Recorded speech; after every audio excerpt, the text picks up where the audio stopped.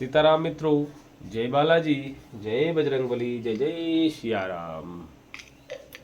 एक सवाल ये मेरे पास है अभी कमेंट में कि क्या हम लोग अपने घर पर 108 हनुमान चालीसा पाठ कर सकते हैं और बिना ब्राह्मण के क्या खुद कर सकते हैं, या फिर करने का क्या जो है ना नियम है। देखिए, नियम हनुमान चालीसा पाठ का जो मैंने पहले भी बताया है आपको वही रहता है, लेकिन आज 108 हनुमान चालीसा पाठ के बारे में बात कर रहे हैं। तो देखिए, अगर आपने पहले कभी अपने घर में हनुमान जी का पूजा या पाठ नहीं किया है, उनके लिए तो थोड़ा सावधानी ज़्यादा रखना है, क्योंकि वो एक दिन पहले ही गंगा जल और गौमूत्र का अपने घर पे छिड़काव कर दे, उसके बाद ही दूसरा दिन जो है वो 108 हनुमान चालीसा का पाठ अपने घर पे करवा सकते हैं।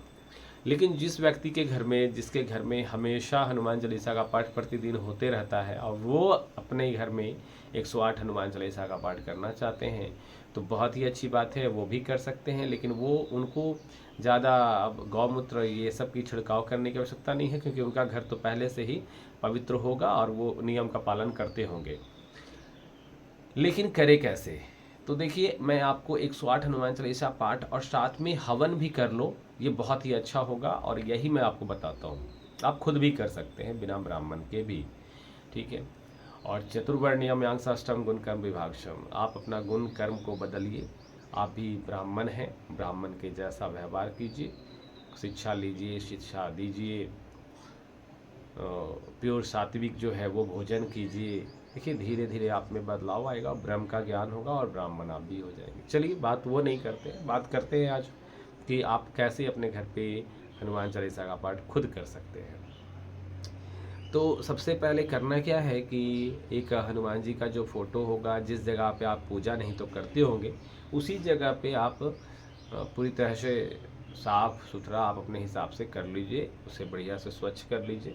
उसके बाद 108 दीपक अपने घर पे ले आया कीजिए।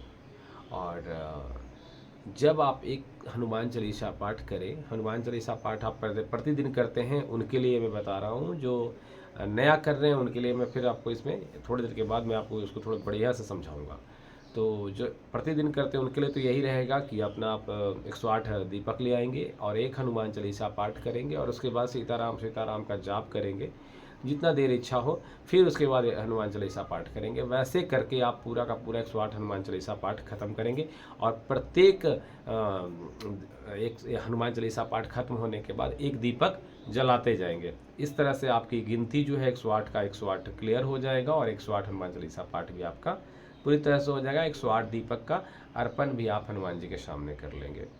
ये अच्छा तरीका है, ये आपके लिए है। उसके बाद आप हवन कर लो हनुमान चालीसा पाठ का, और साथ साथ में करके, या फिर ओम हन हनुमते नमः स्वाहा करके 108 बार आप, और उससे भी आप हवन कर सकते हो। ये प्रतिदिन जो करते हैं अपने घर में उनके लिए। अब रही बात जो पहली बार कर रहे हैं अपने घर पे, उनको तो मैंने बताया गौमूत्र और गंगा जल से अपने घर पे छिड़काव कर दे।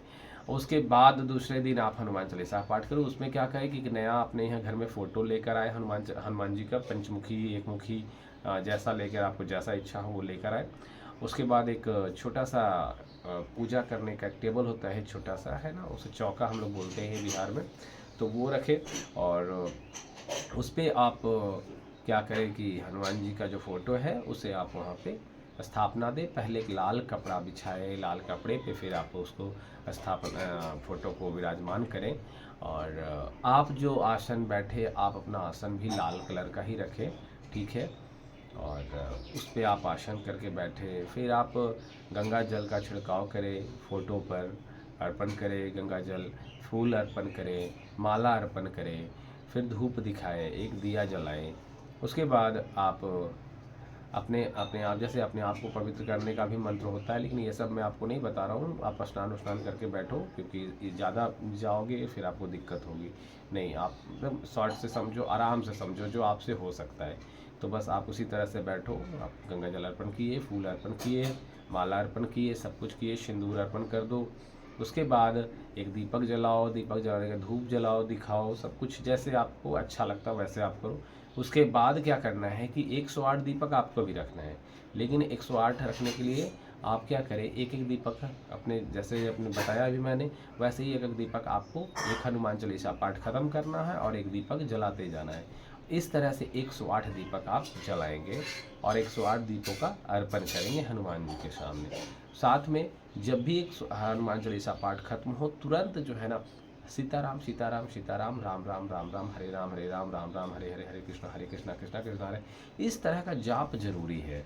सीता, जब भी आप हनुमान चालीसा पाठ खत्म करो, फिर तुरंत जो है इस तरह का जाप, फिर हनुमान चालीसा पाठ, इस तरह में आपको अच्छा होता है। राम जी भी खुश, हनुमान जी भी खुश। हनुमान जी ऐसे भी जब तक राम का जाप नहीं करते हैं आप, हनुमान जी खुश नहीं होते हैं और आपके घर में पधारते नहीं हैं। तो राम धुन तो अवश्य है, तो बीच बीच में राम धुन करते रहना है। उसके बाद अब क्या करना है कि 108 हनुमान चालीसा पाठ खत्म हो जाता है, तो फिर आप अपने घर पे हवन करें।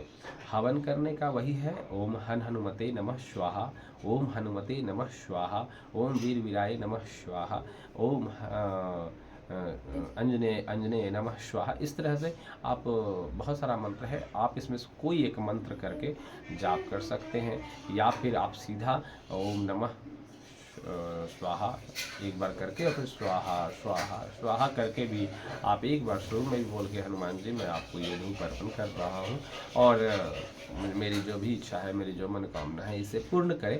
और उसके बाद आप 108 बार स्वाहा स्वाहा करके भी आप कर सकते हैं हवन, कोई दिक्कत की बात नहीं है। देखो, मन से पूजा किया जाता है, भाव से पूजा किया जाता है, आवश्यकता नहीं है मंत्रों का, क्योंकि भाव से आप जो भी बोलते हैं वो सब कुछ भगवान हमारे सुनते हैं, और जो वो सुन लिए उसी का कार्य तो आपको करवाना है। मंत्र से आपको कोई ऐसी तो है चीज़ नहीं कि मुझे सिद्धि है, या फिर मंत्रोच्चारण करके मुझे कहीं पूजा का पाठ करवाने जाना है। मुझे तो अपने लिए करना है, तो अपने लिए जैसे अच्छा लगता है वैसे आप कर सकते हो। इस तरह से करने के बाद हवन कर लिए, हवन करने के बाद अर्पण कर लेना और तर्पण कर लेना, जैसे जो आएगा समझ में वो सब कुछ कर लेना।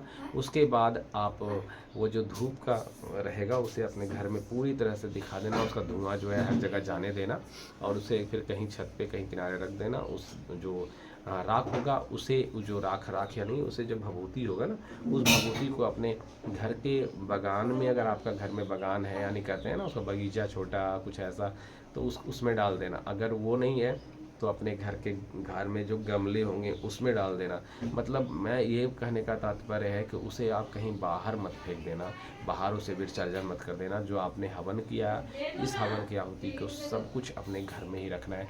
अब किस तरह से गमले में रखना है, घर में कुछ ऐसा जगह है वहाँ डाल देना है, मतलब कि घर में ही रहने दें, उसे विसर्जन ना करें। 108 जो दीपक होगा उसे आप बाहर ले जा कर के किसी नदी में अच्छे से विसर्जन कर देना, और हनुमान जी का फिर अपने घर में स्थापना कर देना। एक अच्छे जगह पे पूजा जहाँ आप करते हो उसी जगह पे हनुमान जी का अपना काटी लगाकर, या विग्रह है तो नीचे अच्छे जगह पे रख कर लाल कपड़े का आसन दे करके आप उसे लगा सकते हो। अरे बाप रे, चलो ठीक है। तो अगर आपने इस वीडियो को समझ गया बढ़िया से, तो आप करके देखो। कहीं दिक्कत होता है मुझे कमेंट करना, सवाल करना, मैं जवाब दूंगा। चलिए आज के लिए बस इतना ही। जय जय श्री राम, सीताराम।